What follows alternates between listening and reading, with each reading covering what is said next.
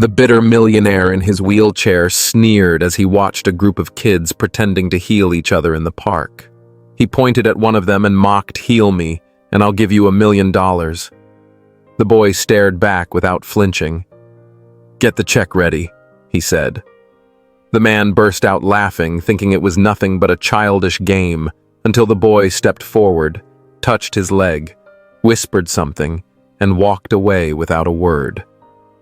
That night in his cold, silent penthouse, Alex suddenly felt a strange tingling in his leg. Then heat. Then movement. Panicking, he pushed himself out of the chair and stood up. After 5 years of paralysis, he was on his feet. No support. No explanation. Heart pounding, he whispered like a man unraveling. It was real. That boy. Who was he? If this story hooked you, don't forget to leave a comment, and subscribe to the channel and stay tuned. This is just the beginning. His name was Alex Greens, once a name that carried more fear than admiration in the cold corridors of towering corporate buildings. As the founder of a vast multinational empire, his wealth was as massive as his arrogance. But 5 years before that sunny Saturday morning in the park, a massive stroke tore him down from his throne and left him in a wheelchair. The stroke didn't humble him. It only confined his ego to stainless steel and silent wheels. Since then, Alex moved through the world like a fallen emperor, dripping sarcasm like venom, mocking everything and everyone, as though it were the only revenge he had left. The park was busy that day. Children darted back and forth beneath ancient trees and around unkempt flower beds. But what really caught his attention was a small group of kids playing doctors. They wore makeshift paper lab coats, used sticks as stethoscopes, and scribbled imaginary prescriptions on leaves. They treated fake injuries with theatrical flair and open laughter. Alex watched from a distance, then rolled his electric wheelchair toward them with the same disdain he wore like a second skin. Folding his arms and frowning, he raised his voice just enough to be heard. "Wonderful," he sneered. "Little frauds in training." His laugh was sharp mocking and loud enough to startle. The children froze, some scared, others just puzzled. Still grinning, he pressed on. "Anyone want to cure me too? I'm paralyzed. Maybe if you slap a leaf on me and whisper a prayer, I'll hop up and start doing somersaults." While he laughed at his own joke, he suddenly felt something unusual. A gaze. Not just any gaze, direct, unflinching, and almost unsettling. Just a few feet away, a boy stood alone apart from the group, staring silently at him. The boy's eyes were dark and tense, too, knowing for his age. He didn't smile, didn't flinch, just stood there with arms crossed and a neutral expression. There was something about the way the kid stood, steady and unafraid, as if he'd been placed there for a reason, and that made Alex uneasy. Annoyed, he turned his chair and rolled over. "And you just gonna stand there and stare at me? Or are you gonna pretend you can work miracles too?" he asked with the same acidic tone. The boy didn't respond, didn't move. "So let's play." Alex leaned forward, locking eyes with him. "You heal me, and I'll give you $1,000,000. Deal." The silence was so thick that even the rustling of leaves seemed amplified in the background. For a moment, Alex figured the kid would just ignore him. But then, in a calm, steady voice, and with that same penetrating gaze, the boy answered, "Get the check ready." His tone was flat, confident, disarming. Alex froze. A chill ran down his spine. He hated how that made him feel. Trying to shake it off, he forced a laugh. "All right, Dr. Miracle. Let's see what you've got." The boy slowly knelt in front of the wheelchair. With his left hand, he touched the ground and closed his eyes. Alex watched, half bored, but couldn't look away. The boy then reached out with his right hand and gently placed it on Alex's leg, as though he could hear something through the skin. His face was focused, deeply serious. He stayed that way for a few seconds. Then he whispered something too soft to catch, made a slow motion with his fingers in the air, like tracing something invisible, and stood back up. Alex waited. Nothing. No tingling. No twitch. Only an awkward silence lingered. "That's it?" Alex asked with a mocking chuckle. "That was your big magic trick. You blew your shot, kid, $1,000,000 down the drain." But the boy didn't respond. He just gave a faint smirk, turned around, and strolled calmly toward the trees until he vanished from sight. Alex followed him with his eyes still feeling that strange pounding in his chest, unable to explain it. "Crazy little punk," he muttered, trying to laugh it off, though his voice didn't carry the usual confidence. Later that evening, Alex returned to his penthouse, an isolated shrine of marble glass and silence. His wheelchair glided over the pristine floor until he reached the living room, where he sank into a leather armchair facing a cold, unused fireplace. Still chuckling to himself, he replayed the boy's expression in his mind. "Get the check ready," he mocked out loud, mimicking the child's voice. What the hell are kids seeing these days? But as he took another sip of whiskey, something odd caught his attention. A subtle, hidden sensation, like a faint tingle in his left foot. He snapped his fingers, shifted his shoulders, tried to ignore it. But it didn't fade. It grew stronger. He pressed down on his thigh with his hand. It felt warm. Something was happening. "No. No way," he whispered, breath quickening. He touched the other leg. Another tingle, sharper this time. Leaning forward, his hands trembled. His legs were twitching. Slowly, he pushed against the armrests. Whether it was fear or adrenaline, he couldn't tell. "Come on. Come on," he whispered, drenched in cold sweat. With a near-frantic push, he rose to his feet. His legs shook weak, like those of someone who hadn't stood in years. He wobbled, nearly collapsed, but stayed upright. There he was standing. His eyes locked onto his own reflection in the hallway mirror. His legs were holding him up. His eyes were wide with disbelief, his whole body frozen in shock. No. No way. This can't be happening. But it was. After 5 long years, Alex Greens was standing on his own. No support, no assistance.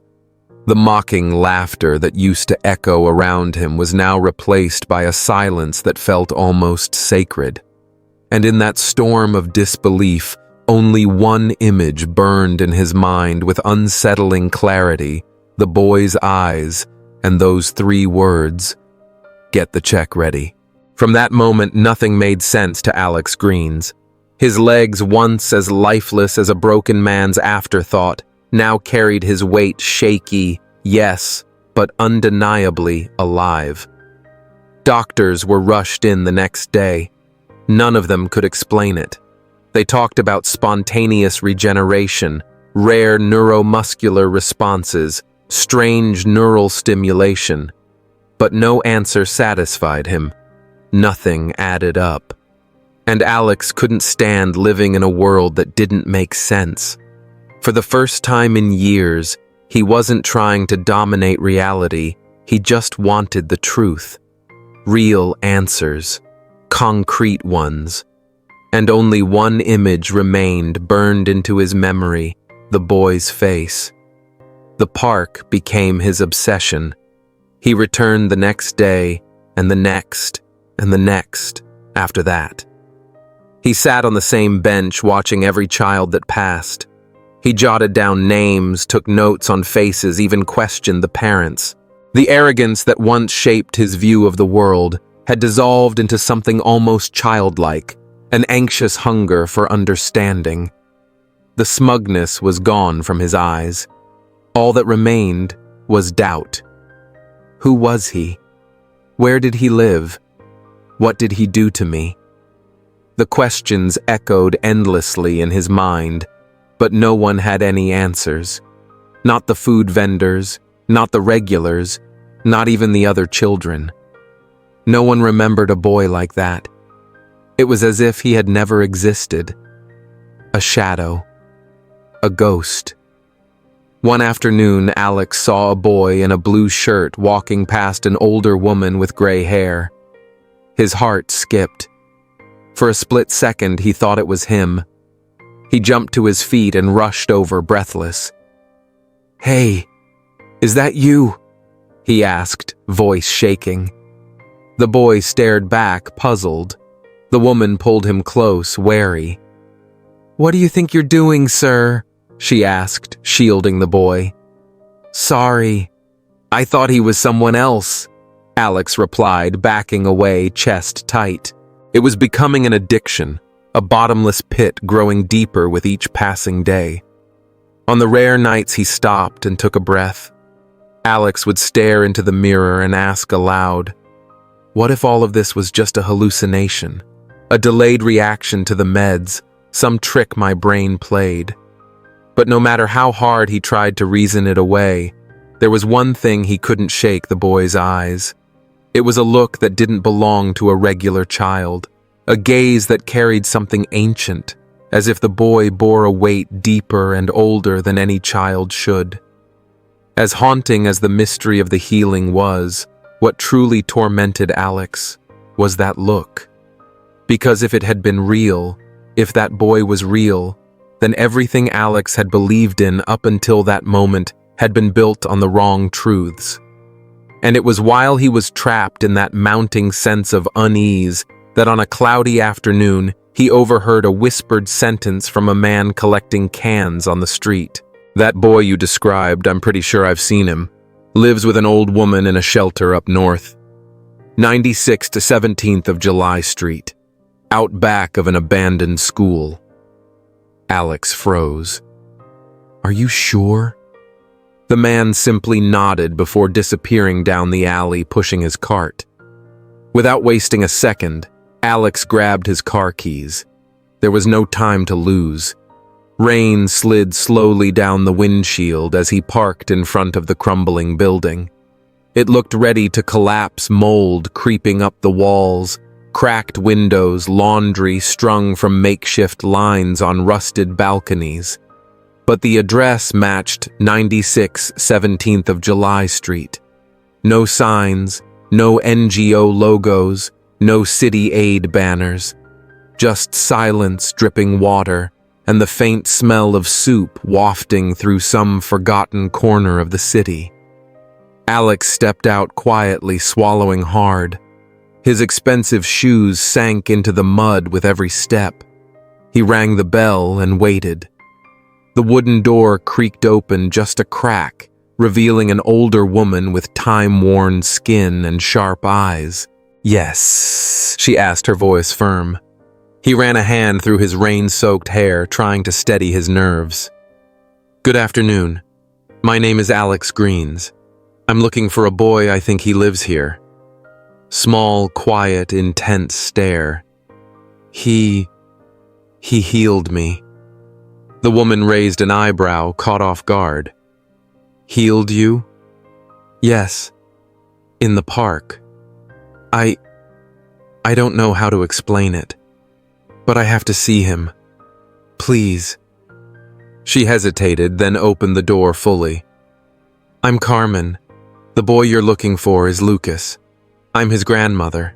Come in." The scent of warm food and freshly washed clothes filled the tiny entryway. The walls were thin, and somewhere deeper inside, muffled laughter from playing children echoed softly. Carmen led him down a narrow hallway lined with mattresses propped against the walls and cardboard boxes full of worn-out toys. Then, without warning, she stopped in front of a slightly open door. "He's in there."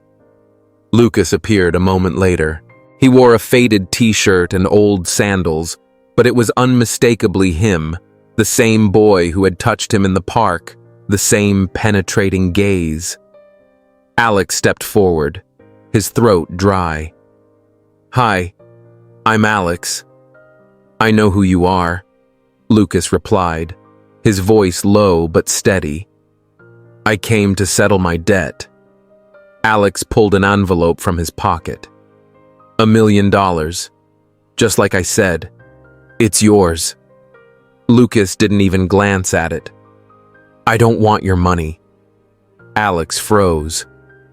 "What do you mean you don't want it?" "Why not?" "Because I don't need anything for myself. But if you really want to help everyone here." The words landed like a weight in Alex's chest. He looked around and finally took in the full picture. Entire families crammed into 2 rooms, children sleeping on thin mats on the floor, adults worn down by exhaustion, barely clinging to dignity. The disbelief was all over his face. "What happened?" he asked barely above a whisper.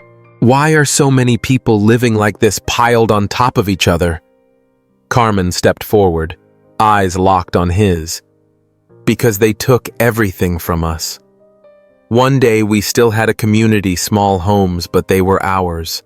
Generations had grown up there. Then came the machines. They said the land had been bought. No notice, no compensation. Just fences, bulldozers, and cops to make sure we never came back." She handed him an old yellowed newspaper clipping. The headline read, "New real estate expansion in Northern District promises record profits." At the top, his company's logo, and beneath it a photo of Alex himself shaking hands with investors. He couldn't breathe. The world seemed to tilt for a second. "I didn't know," he whispered. "I swear to you, Carmen, I never saw names, never saw faces. It was just another development project." "Development?" she replied, her voice edged with bitter disbelief. "Is this what you call development?" Lucas stepped closer, his eyes burning with a quiet fury. "That's the lie you tell yourself, that it's just business, that you're not destroying anything." Alex tried to defend himself. "I didn't know." "But now you do," the boy cut in sharply. "Look, feel, see what your decisions have caused. These aren't spreadsheets. They're not data points. They're people, children, families." "Why did you help me?" Alex asked, his voice barely above a whisper. "Why did you do it?" Lucas took a deep breath.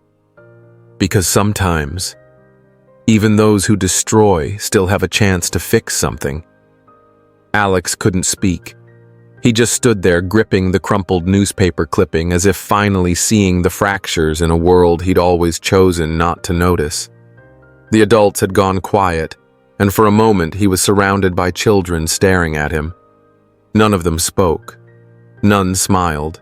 But each of their eyes carried the weight of a story he had helped write without ever reading a single page. That night, Alex couldn't sleep. He lay in his bed, wrapped in Egyptian cotton sheets, surrounded by the hush of central air and the complete stillness of his luxurious penthouse. But Lucas's eyes followed him into every shadow on the ceiling. The newspaper clipping still sat on his desk, wrinkled from the pressure of his hands. Carmen's words, the boy's calm but unwavering tone, it all stayed beneath his skin like splinters. For the first time, Alex didn't see himself as a successful man. He saw the villain of the story, and worse, a villain who never even realized he was one. Before the sun rose, he dressed simply and left his home like a man trying to outrun his own reflection. The next morning, he returned to the shelter. He didn't bring briefcases or checks or letter-headed promises. He came carrying bags, groceries, fresh fruit, hygiene products. Quietly, he asked 2 of his employees for help. They showed up with him in secret, bringing mattresses, new pillows, children's clothes, and bundles of diapers. No one recognized him as the man in the newspaper photo, but he didn't introduce himself either. He sat on the floor next to a little boy playing with plastic cars, helping build a makeshift racetrack using tape across the cracked tiles. It was a strange sight, this man who once negotiated billion-dollar deals without leaving his chair, now kneeling on the ground holding a toy. Later, he served soup in the kitchen wearing an apron Carmen had lent him, fumbling with the ladle while trying to keep from spilling. He watched every face carefully. Some kids eyed him with distrust. Others had the hardened expression of children forced to grow up too soon. A boy with a scar on his chin smiled when he got 2 slices of bread. A little girl hugged her bowl like it was a treasure. Alex felt a lump in his throat. "Do they always react like this?" he asked Carmen, voice unsteady. "When someone genuinely cares?" "Yes," she replied, "but they've also learned how to spot the ones who come just to ease their own guilt." Alex didn't defend himself. Instead, he looked at Lucas, who was sitting in a corner, carefully stitching the broken strap of a backpack. "He doesn't say much, does he?" "He speaks when it matters," Carmen replied. "And when he does, people listen." Alex nodded and sat quietly for a moment before finally saying, "I want to listen too. Not just to him, to everyone here. I want to understand. I want to see what I never saw before." And so he did. Sitting beside Ramon, a man with a thick beard and calloused hands, he heard about the home he'd built himself after saving for 40 years as a bricklayer, only to watch it be reduced to rubble in minutes. Sitting next to Lucia, a single mother of 3, he learned that she sleeps in shifts. Her kids first, then herself, because there's only one mattress for all of them. He heard stories from those who were kicked out without notice, treated like statistics forgotten by people who only saw them as numbers on a chart. He listened. And more than that, he felt. He felt the floor fall out from under him with every word spoken. For the first time, Alex listened without interrupting, without searching for an answer. He simply listened. From across the room, Carmen watched him. She knew the signs of a man being unraveled from the inside, and Alex was unraveling. It showed in his posture, how he knelt to play with a little girl, how he swept the floor without being asked, how he studied every face, as though trying to memorize every detail etched into their expressions. Just one day earlier, he had stood as the very symbol of the system that crushed them. But now he was nothing more than another human being trying to grasp the weight of the damage he had helped cause. "You came back?" Lucas asked as he finally approached. Alex looked at him and offered a faint, almost apologetic smile. "I had to. This doesn't undo what you did," the boy replied, locking eyes with him. "I know," Alex whispered, "but maybe it's a start." And inside that makeshift shelter filled with the smell of burnt rice and the sound of children's laughter echoing down narrow hallways, something rare was happening.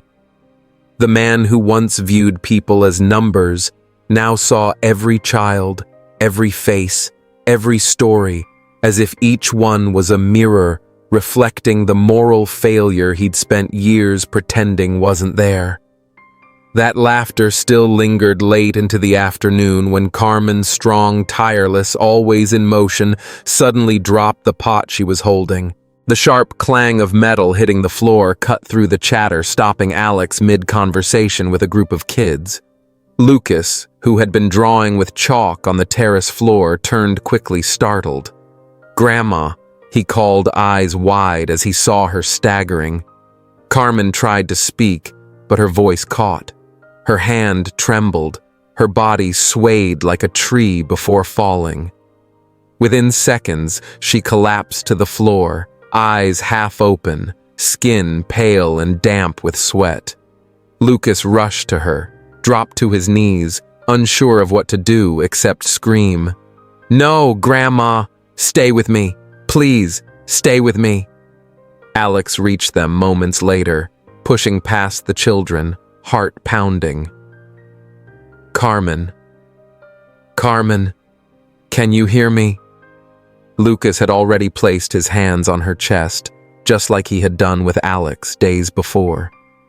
He squeezed his eyes shut, trying to remember the touch, the motion, the whisper. Nothing. No reaction. No movement. "Please," he whispered, desperation rising in his voice. "Please hear me. Please again, one more time." Tears streamed down Lucas's face. He tried again and again and again. His eyes clenched tighter each time as if sheer willpower could drag a miracle down from the sky. It worked before. "Please, why isn't it working now?" Alex gently pulled him back by the shoulders, trying to separate him from her. "We need to get her to a hospital. Now." Lucas resisted. "Wait. It's not over yet." "It is," Alex said firmly. His voice strained and urgent, sounding more like a command than a suggestion. He scooped Lucas up in his arms for a moment, moving him away from Carmen's unconscious body. He called for help from two women in the shelter, grabbed his car keys, and within minutes they were speeding toward the hospital. Lucas in the back seat was trembling. His eyes stayed fixed on his grandmother's reflection in the rearview mirror, as if terrified it might be the last time he'd see her alive. At the hospital, Alex pulled out all the stops. He rushed to the front desk, shouting for immediate attention, demanding urgency. He flashed documents, made calls, and threatened to sue the entire facility if they didn't act fast. Doctors hurried in, transferred Carmen onto a gurney, and disappeared with her through the emergency doors. Lucas remained on the floor of the white waiting room, arms wrapped around his knees, eyes locked on the hallway. He didn't cry anymore. The tears had become silence, a silence so heavy it was almost unbearable. Alex sat down next to him also in silence. For a while, neither said a word. They just breathed. Almost an hour later, a doctor appeared, a middle-aged man with tired eyes and a coffee-stained coat. "She's stable," he began, "but the situation is serious." He looked straight at Alex. "Her kidney condition is advanced, very advanced. We don't have much time. Her left kidney has been failing for months." "What needs to be done?" Alex asked, already reaching for his wallet. "She needs a transplant. Urgently." Without it, he didn't finish the sentence. Lucas slowly stood, his eyes fixed on the doctor. "Is she going to die?" The man hesitated. "If we can't find a compatible donor..." "Yes." Alex turned to Lucas and saw something missing, something that had been there even during their most intense moments. That unwavering spark, the fierce belief that had dared to challenge a millionaire was gone. All that remained was a haze of pain, helplessness, and fear. "I tried to heal her," Lucas whispered, his voice shaking. "I tried, but it didn't work. It didn't work. It didn't work." The tears finally returned. Lucas slid down the wall, crumbling to the floor like the weight of reality was too much for his small frame to carry. Alex crouched down in front of him, trying to hold his shoulders, but the boy pulled away. "Why did it work on you?" he sobbed. "Why not her? She took care of everyone. She taught me everything. Why her?" A new kind of rage stirred inside Alex, not toward Lucas, not even toward the doctors, but toward himself. Because even now, with all the wealth in the world, he couldn't just fix it. Shouting didn't help. Money didn't help. Orders didn't help. He couldn't buy a kidney. He couldn't save the one person Lucas couldn't afford to lose. For the first time in his life, he understood what it felt like to be powerless, to feel the desperation of a father without ever having been one. "I'll do whatever it takes," he said, voice trembling, eyes bloodshot. "I swear I'll find a way." That same night, while Lucas slept upright with his head pressed against the cold hospital window, Alex stood outside the ICU, staring at Carmen's fragile body behind the glass. Tubes surrounded her. Machines beeped in rhythmic pulses that felt like they were echoing inside his chest. Building empires had come easy. Moving money, making decisions from a distance, he'd mastered it all. But now, in front of this woman who hadn't even shown him hatred after learning the truth, he felt small, helpless, painfully human. For the first time, he wanted nothing more than to be part of the healing, not the harm. The following morning, with dark circles under his eyes and stubble on his face, Alex asked to speak with the doctor privately. "I want to be tested," he said firmly. "I want to know if I'm a match. I want to donate." The doctor blinked, surprised. "Mr. Greens, it's a major procedure. The surgery comes with serious risks. I said I want to donate." Alex repeated. "The only real risk here is that boy losing the only family he's got." Testing started immediately. Blood samples, medical history, long forms and clinical exams. Alex answered every question with patience, an unusual sight for someone like him. He stayed quiet between tests, staring out the window or watching Lucas from a distance. The boy walked in slow circles around the hallways, eyes fixed on the floor like carrying an unspoken question meant only for the sky. They barely exchanged words, but none were needed. Between them was an invisible thread woven from fear and fragile hope. By late afternoon, the doctor returned with a folder in hand and a carefully guarded expression. Alex stood before he spoke a single word. "Just tell me. You're a match." Time paused. Alex blinked, trying to process it. "That means the transplant can go forward, and it should. We're already starting preparations." Lucas had been nearby. He heard. He didn't speak, just walked slowly over to Alex. His eyes shimmered wet with the kind of emotion words couldn't carry. He stopped in front of the man who had once felt so unreachable and now stood just inches away. Without speaking, he reached out his hand. Alex looked at the small hand marked not by age, but by burdens no child should carry, and took it. "Thank you for trying," Lucas whispered, his voice breaking. It was a simple gesture, but it held immeasurable weight. There were no cameras, no speeches, no headlines. Just a boy and a man, bound by a decision no money could buy. That small hand in his felt more powerful than any deal Alex had ever signed. For the first time, he didn't just feel like he was doing something good. He felt like he was finally doing what was right. Lying on the hospital bed before surgery wires attached to his arm, Alex found himself wrapped in a deep silence. The nurse had already started administering the sedative. He turned his head and saw Lucas on the other side of the glass, sitting quietly in a chair, his hands clasped between his knees. Their eyes met one last time. It wasn't fear, it was a promise. Alex closed his eyes, smiled. For the first time, he was giving up a piece of himself, not out of guilt, but out of love. Hours later, in the dim light of the recovery room, he woke to the soft voice of a nurse whispering beside him. "The surgery was successful, Mr. Greens." He tried to move, but his body was too weak. Still, upon hearing those words, a single tear rolled down from the corner of his eye.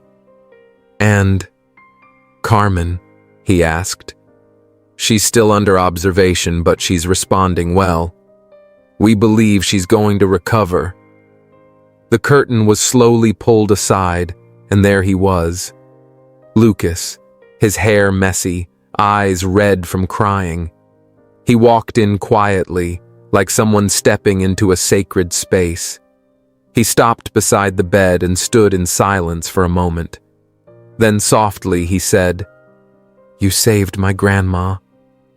Alex tried to reply, but the words got stuck in his throat. He just smiled, exhausted, weak, but at peace.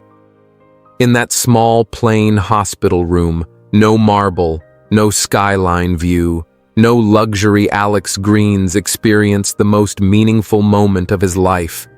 No company, no fortune, no influence, just a man made whole. A few weeks passed after the operation.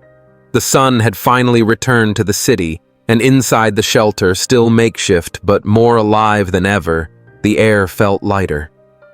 Carmen, now stronger, walked slowly down the hallway with the help of a cane borrowed from the hospital. Each step brought smiles. Children followed her like she was the very foundation holding the place together. Lucas watched from a distance, his face calm, but still carrying traces of what he'd been through, grounded now by one clear truth: she was going to be okay. And Alex was no longer just a visitor. That morning he returned to the shelter earlier than usual. He wasn't carrying groceries or supplies or donations. He had something else with him, a small, rigid cardboard box tucked into the inside pocket of his coat. He looked thinner, more composed. His walk no longer carried the same pride, but he still had presence, only now it came with something he had never known before: humility. He found Lucas sitting on the front steps, sketching in an old notebook with a piece of charcoal. Alex sat down beside him, and for a while neither spoke. "I made you a promise," Alex said, breaking the silence. "And I believe promises should be kept." Lucas slowly looked up. "You already did." "No, not exactly how I said it." Alex pulled the small box from his pocket, opened it carefully, and took out a white envelope. Inside was a real check, signed, stamped with the full amount. $1 million. He held it out. "It's yours. A promise is a promise."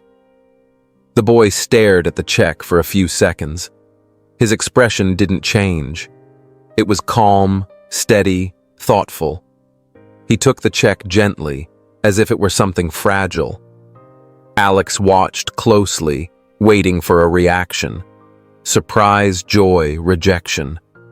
But Lucas simply stood up. Without a word, he walked a few steps forward, holding the check lightly between his fingers. Carmen, watching from the terrace, paused. The adults fell silent. The children almost instinctively stopped playing. There was something sacred in the air. Then, with a calm but stunningly powerful gesture, Lucas began to tear the check. First in half, then into quarters. The sound of the paper ripping cut through the silence like a blade. No music, no rehearsed speeches, just the sound of paper breaking apart, as if the very world Alex once ruled was being dismantled right in front of him. Lucas ripped the last piece with quiet finality, letting the scraps fall slowly to the concrete floor, then turned to face him. "You've already paid," he said. Alex couldn't move. His throat tightened, words trapped by emotion. The moment was so raw, so honest, that he didn't dare ruin it with anything unnecessary. His eyes stung, but he didn't care. For the first time, his silence wasn't pride, it was reverence. Lucas sat back down, picked up his notebook, and resumed drawing as if what had just happened was just another quiet part of the day. But for Alex, it was everything. He had always believed his greatest strength was turning things into profit. But in the days following that silent gesture, Lucas tearing the check into pieces in front of everyone, he began to see the world differently. Some things should never be monetized. Some things are meant to be returned. And so began the rebuilding, not through press conferences or headlines in business columns. It was quiet, steady, made of phone calls without assistants and meetings without luxury watches. Alex began selling parts of his holdings quietly, without publicity. He gave up shares, liquidated funds, dissolved long-standing investments. For the first time, not to earn, but to give back. The land where Carmen's community once stood, the very one his company had leveled, was bought back. And with the money from those asset sales, Alex began rebuilding the homes. Every brick, every rooftop, every painted wall now carried a name, a memory, a story. But he didn't just fund the project. He was there, hands streaked with paint, passing out gloves, overseeing repairs, delivering lunch to the construction crew. At first, the neighbors watched him with skepticism, then with quiet surprise, and eventually with heartfelt gratitude. But Alex didn't stop there. With a portion of his remaining wealth, he launched an educational initiative in honor of the woman who changed his life, the Carmen Institute. The program was created to support children in vulnerable situations, offering tutoring, art classes, meals, and psychological care. Lucas was the very first to step inside the freshly painted classroom filled with new desks, a clean whiteboard, and shelves packed with books. He walked slowly between the furniture, brushing his fingers along the walls, as if trying to convince himself it was all real. And Alex, standing silently in the doorway, could only watch his heart beating with a lightness he'd never known before, alive, full, whole. It was on a golden afternoon that the most symbolic moment of all unfolded. The park where it all began, the one where Alex had once mocked children, and their faith looked completely different now. He had funded its renovation.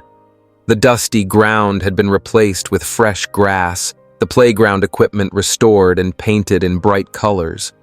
But more than the park, what had truly changed was Alex himself, his demeanor, his intention. He was there wearing a plain t-shirt, personally handing out toys with both hands. From a large box, he pulled out dolls, soccer balls, toy cars, boxes of crayons. "Take just one, okay?" he said with a grin. "Let's make sure there's enough for everyone." Lucas helped beside him, carrying smaller boxes. A 4-year-old boy approached, his eyes sparkling as he was handed a yo-yo. Alex crouched down, tousled the boy's hair, and said, "When I was your age, all I got for Christmas was a pair of shoes. You're lucky, huh?" Nearby mothers paused mid-step as they passed through the park. Some whispered to one another, incredulous. "Is that him, the one from the scandal?" "No way. It is. He's the millionaire. The one who donated his kidney." But Alex didn't react. He kept serving cold lemonade in plastic cups to 2 kids racing to see who could drink faster. He laughed with them genuinely, freely, the kind of laughter he hadn't known in years, maybe ever. Later, sitting on a bench in the park, Alex looked around. He saw children running, swinging, kicking balls. He spotted Lucas under a tree, focused on a book in his lap. The wind brushed his face, and for a fleeting moment he closed his eyes. It felt like the weight of the world had finally lifted from his shoulders. There, surrounded by laughter and the scent of freshly popped popcorn, Alex Greens was no longer the man of the empire. He was simply a man who had been saved by a child, and by all the things that couldn't be measured. The years passed like leaves caught in the breeze. The shelter became a school. The school became a model. The project grew into an example for other forgotten communities. But for Alex Greens, none of it mattered more than what would happen on one particular day, a date carved into the calendar of his soul. The first vocation seminar, at the Carmen Institute. The auditorium was packed. Children sat on folding chairs, mothers leaned against the walls, volunteers balanced cups of juice and notebooks. Alex sat in the last row, quiet, a small bouquet resting in his lap, his eyes fixed on the stage. Then they saw him. Lucas, now a teenager, taller, steadier, dressed in a white coat slightly too big for his body, but perfectly tailored to his purpose. He stepped onto the stage without hesitation, took the microphone calmly, and waited for silence. His gaze scanned the crowd until it landed on Alex. Then he smiled. "My name is Lucas, and I want to become a doctor." The words, though simple, filled the room with a heavy, reverent silence. It wasn't just what he said, it was how he said it, the weight behind it. He took a breath and continued. "I want to help people like my grandmother Carmen, who's alive today because of a gesture that changed 2 lives.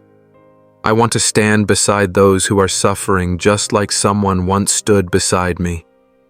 I want to wake up every day remembering that a miracle isn't just something you wait for. It's something you choose to become for others." A gentle murmur swept through the room. Some mothers wiped their eyes. Others smiled quietly through the emotion. Alex didn't blink. That same boy who once challenged him in a park with a fearless "get the check ready" was now moving him to tears, not tears of sadness, but of pride and wonder. Because standing on that stage, Lucas was no longer a wounded child fighting to save the person he loved. He was a man becoming ready to save the world. When the speech ended, the auditorium erupted in applause. Lucas stepped down from the stage and walked straight toward him. "You brought flowers," he teased, smiling. "Of course," Alex replied. "For your grandmother. But now..." He held out the bouquet to the young man. "I think they're yours. I'm not a kid anymore, Alex. I know," he said, "but you'll always be the man who healed me." They hugged right there in the middle of the crowd, a long, wordless embrace full of everything they'd never said. There weren't enough words in any language to explain that bond. And there didn't need to be, because in that moment, it was clear to everyone. Alex was no longer just the man who donated a kidney. He had become something deeper, the spiritual father of someone who changed his life, and in doing so had begun to change the lives of many others. As they exited the auditorium, Alex paused and looked up at the sky. The sun was shining brightly, just like it had on the day everything began. But now he saw it differently. And for the first time, he truly understood what Lucas had told him all those years ago. Some people destroy, but they can still choose to rebuild something. Alex had destroyed much. But now he knew the true legacy of a man isn't found in what he builds from steel and stone, but in what he rebuilds with love. And in that golden afternoon, watching the white coat disappear into a crowd of children, Alex smiled, not because of what he'd done, but because he'd finally learned what it meant when a child teaches you how to be a man.